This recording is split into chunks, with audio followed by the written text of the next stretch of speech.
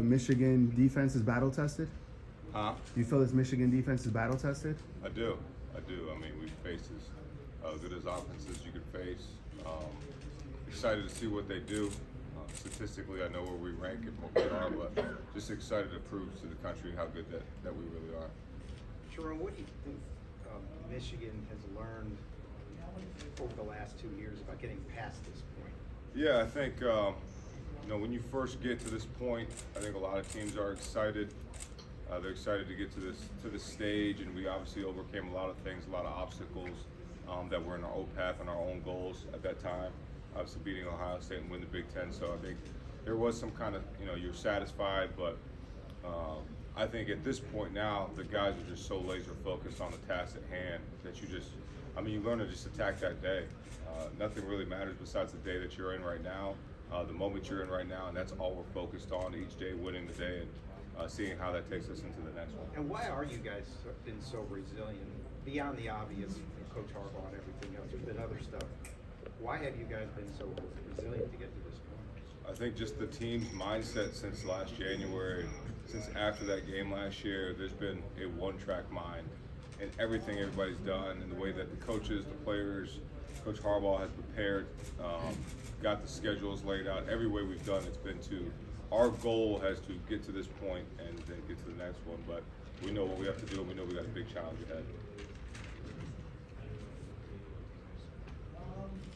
What does an Alabama defense look like? What have you seen this year in year one under Kevin Steele, who's new? He knows Alabama, he knows Nick Saban, and he knows the SEC well, coaching for a while. Yeah, I mean, first thing you're going to see is physicality. They're going to play with great fundamentals, great technique.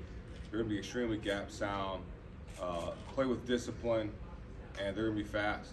They're going to be athletic at every position. Every guy on the defense is probably going to get drafted. Every guy on the defense is probably going to play in the NFL for a long time. So you're going to see a bunch of talented guys, but not only with the talent, you see a bunch of guys that play as a team and as a unit, very similar to our defense. So we know that they're a really good defense. We know they play against really good teams, but we're just very excited to play this team, physical football team, and try to match that physicality and that dominance that they have. What's your message to your team when a team like that is going to have a lot of people drafted? Do your guys look at that, or you kind of just say, let's just play ball? I think the biggest thing for us is we're just really focused on us, focused on what we can do, not putting as much focus on how many guys they're going to have drafted and all that stuff. But we know they're a really good football team, so we're just focused on what we can do to get better and how we can attack them. Having served as interim head coach, how has this year developed you as a play caller, as a leader in that? Yeah, I mean, been some crazy situations. Been fun, been very exciting. Obviously blessed that Coach Harbaugh gave me the opportunity to do that with this football team, and just super excited for what the team has done. I just try to make sure I made the right decisions at the right times to help us put us in position to win those football games. And that, it was really all big trust in the players. The players just played outstanding throughout every game and gave me confidence to do things and make those decisions that, whether it was being aggressive, whether it was kicking the field goal, whatever it was, those players on the field really made the decisions a lot easier for me than anything else. What are your early impressions of Jaden Davis? I think he's been a really good player, talented, smart, high character, high football IQ for a young guy. Very, very excited to watch his development as a quarterback. How much has he been able to? Has he done much throwing with you guys so far? Yeah, he's done a little bit. He's done a little bit in practice and individuals, and a couple team sessions, 7-on-7s. His arm is what we thought it is. Really good, really accurate. But he's going to have a learning curve like every freshman does. So it's just going to be learning the playbook, seeing how the game speeds up or slows down for him, and see where it goes from there. Jim Harbaugh has said that teams have been double teaming Colston Loveland. Nick Saban's brought him up. How do you prepare him for that possibility? Yeah, I think with a player like Colston, we've got to be ready for that, especially in this stage, in this setting with this much time to prepare. So we got to do as much as we can to make sure that they can't do that in different ways and figure out different ways to put him in position to be successful. What's about a Nick Saban coach defense that steps out to you on tape? Does he do the same things? Is he multiple? Or what about their sets are going to give you guys in trouble? Yeah, I mean, I think, first of all, it's the players. The kids that they've recruited are extremely talented, but they also play with extreme discipline and physicality, and that stands out now. That stands out when you go back and watch 2022, 2021, 2020, 2019, all the way back to 2012, whatever it is. If you watch Nick Saban since he's been there, and that defense, it's different kids, different players there, but the style of defense is the same. As far as cornerbacks go, Kool-Aid McKinstry, one of the top ones in the nation. What does he do well that sets him apart from so many D-backs in the country? Yeah, starts with his talent level, God-given ability. He uses that well, but he's very disciplined in what he does. Plays great with great eyes, great speed. Knows how to and when to break on footballs at the right time. So he's just a really good football player, and he doesn't get beat much because he's very physical, very handsy at the line of scrimmage, and he's got good ball skills. So he's one of those all-around corners that you have to deal with. What do you as coaches have to do to make sure this team plays their best in a position that's been a spot of heartbreak in the last 2 years? Yeah, I think for us right now, we've just let these guys be them this whole year. It's been a one-track mindset of what we're doing, and just let them be them. There's no pressure. We're just gonna go out there and let it rip. With the talent in their secondary, is there any messaging to JJ about maybe not forcing things or trying to force a play, knowing that the talent they have there? No, I mean, for us, it's going to be how can we get him in the best position to be successful, and let him be him, because I think he's as good as any quarterback in the country. So don't want to spur his head, and I love the gunslinger mentality he has, and we'll just make sure we hone it in, but we're not going to tell him, hey, you don't need to do anything, just let JJ be JJ. Is Miles 100%, and have you determined who your starting five will be? Miles is 100, and yeah, we'll see. On that gunslinger mentality in regards to JJ, of course he gets to throw in practice, he gets to work on his own individual stuff, but how do you keep that kind of locked in mentality when you have to take a month break from games? Yeah, I think really he's done it himself. His own film study, his own self-scout, as well as us, Coach Harbaugh, Coach Campbell, and the rest of the staff, and what he's done. Really, he's done that himself, and really proud of the way he's progressed this month and what he's done, and as well as all our kids. They've just the focus that they've had throughout this whole preparation has been awesome, and to watch them leave for Christmas break and then come back and just start right back up where it went. It's been really awesome, really cool. It's felt a little different in that phase that we. The kids are just so locked in and one-track minded on what's going to go on and not worried about any outside noise. Sherrone, yesterday Jalen said that Alex Orji has been playing Jalen Milroe on scout team. What have you seen from him, and how is he doing in that role right now? Yeah, I mean, when we are together and I get a time to see Alex do that, what you see is he has the ability to make plays with his legs, but he's done a really, really fabulous job with his arm, getting in, creating throwing lanes with his legs to get open throws, making accurate throws down the field, making the intermediate throws, doing the things you kind of see Jalen does. It's hard to simulate Milroe and what he does in a game because of the fact how good a player he is. So, but Alex has done a tremendous job, and excited for. Just glad that we have him to use it as a scout team player to simulate Jalen. And do you anticipate using or putting in some packages for him against Alabama in the same way that you've done kind of in the last few games? I can't answer that one. Coach, a lot of teams have to manufacture motivation to get up for these games, but obviously with Coach Harbaugh's suspension and all that your team's been through this year, you guys have really embraced that Michigan versus the world mentality. Do you think that's a strong unifier that really united team? Yeah, I think this team was motivated and unified enough in January, and that just added log to the fire, just added spark, and just motivated these kids even more. I told somebody this is one of the most special teams I've ever been around, probably the most special team I've been around from a camaraderie standpoint. And it really started in the spring. You can see it develop in the summer, and then develop in fall camp. And really in fall camp is where you kind of saw the team mesh, not just offense, defense, special teams, but you saw everybody become one. And it's just been really cool to watch this team. And I think those things help, but really the team's motivated by one goal. As far as quarterbacks that you've worked with, how special is JJ McCarthy? Probably the best one I've been around. From a mental standpoint, from a physical ability standpoint, from an arm strength standpoint, he's really special. As a player, I played with Sam Bradford, so I didn't get to observe the things that he did from a fundamental and all those. And obviously, he was the first pick of the draft, and I think he was really good. The difference is that JJ has the mobility standpoint, which Sam didn't have, and Sam was an excellent quarterback. And played, got to coach Teddy Bridgewater at Louisville, saw his progression, and he was obviously a first-round quarterback. I think JJ has that same moxie and that it factor about him. But there's just something about JJ, and I've known the kid since he was a young kid in Chicago, and he's always had it, and he just continues to show it. And, very excited to see him on the stage on Monday. Sherrone, do you think he's ready for the NFL now? Yeah, I think he is. Whether he decides that is something we'll talk about down the road, but I do think he is.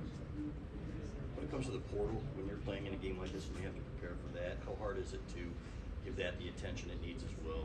Yeah, I think that's just like part of recruiting. When you're in the season, you got to deal with recruiting.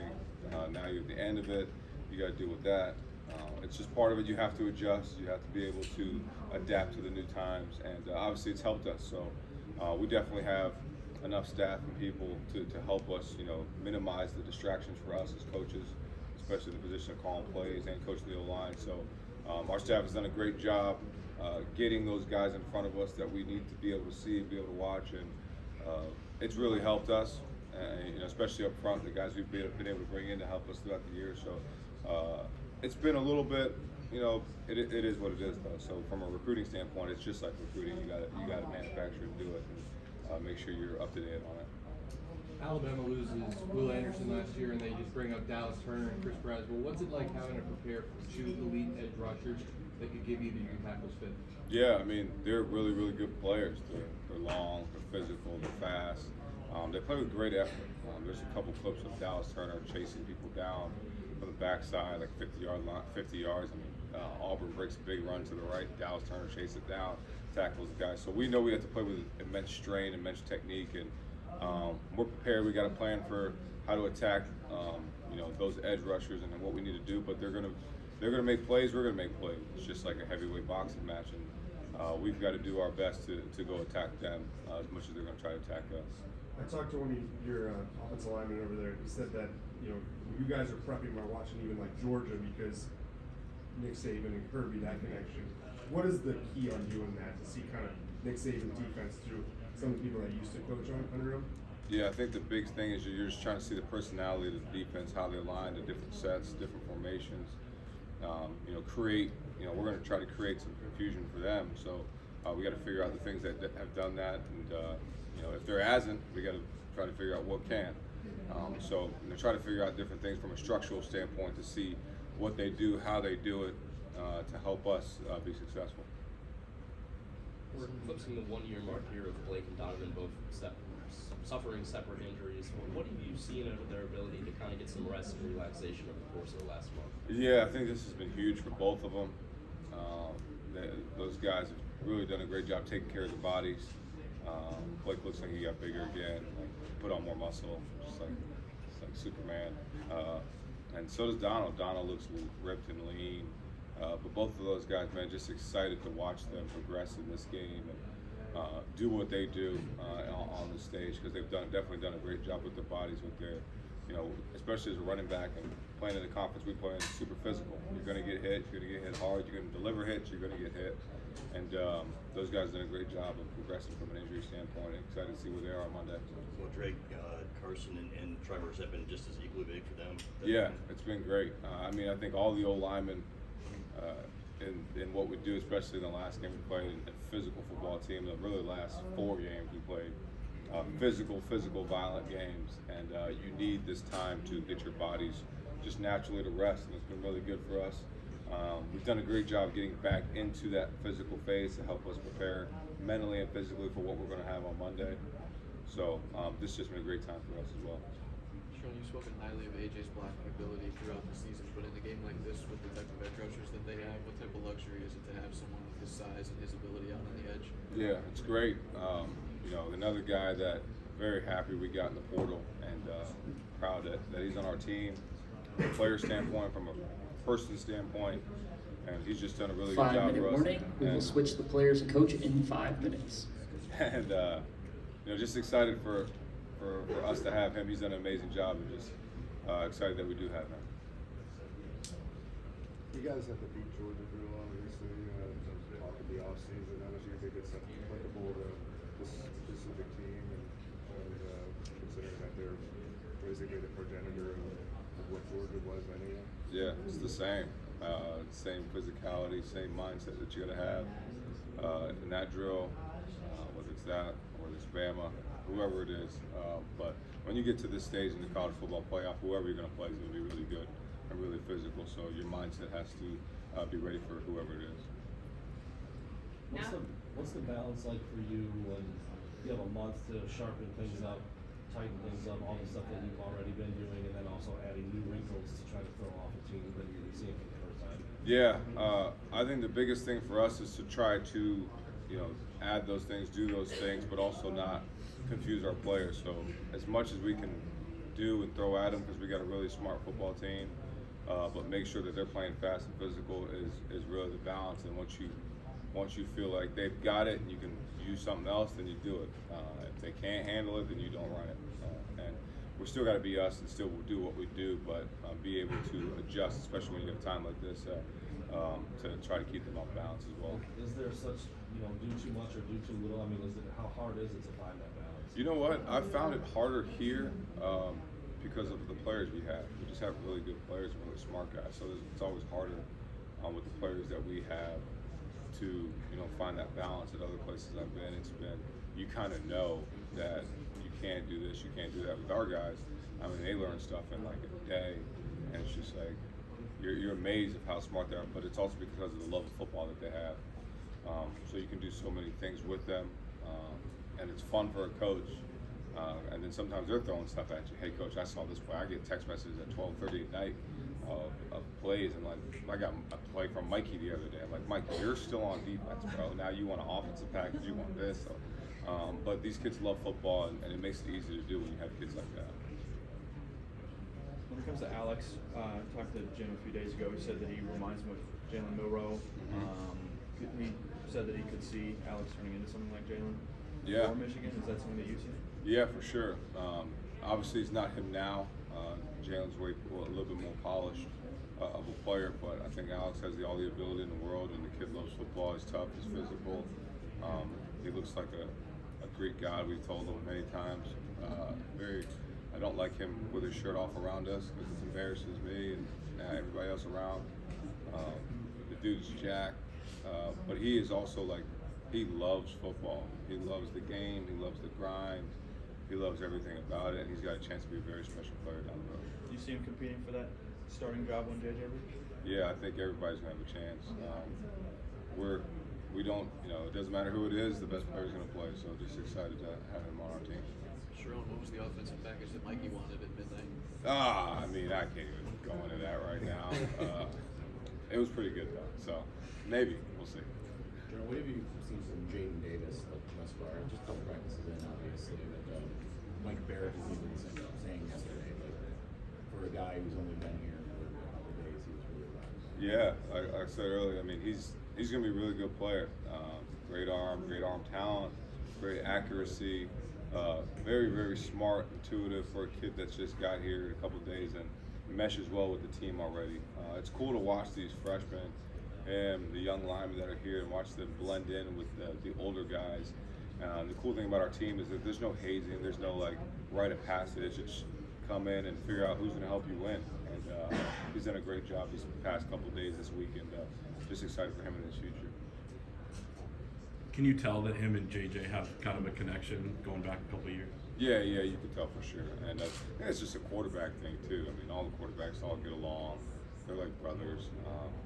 There's always the competitive edge there, competitive piece, because there's only one quarterback on the field, but they definitely get along very well. And he meshes well. He kind of has the factor that JJ has, that it factor where people just kind of gravitate towards him, and it's been really cool to watch him develop as we've gone through. Sherrone, now that you're back in just defensive coordinator duties, what is the biggest difference you've noticed in how your life or how things week to week practice changed? Now that Jim is back. Yeah, I mean, for the first thing is I get way more text messages after games because I was the head coach for those games. Last questions, and then we're gonna have the But players and really coaches the biggest switch thing for me rooms. is, one game day I have to talk to refs. I don't really like talking to refs. I'll let coach do that. He does that at a high level. But for me, really, I got to feel and see the game from a different perspective. I like my perspective of just calling the plays and handling the offensive line. I like that. I'll let coach do the other piece. But really, that's been the biggest piece is having to handle all the other things that he had to handle when I was the interim. And I like just being back with the boys, being back with the guys, and getting the game plans ready. Getting more sleep, guys. Getting more sleep? I mean, I did a little bit last night. My two daughters were on me again, so, but getting more sleep, yes. Thanks, guys. Thank you.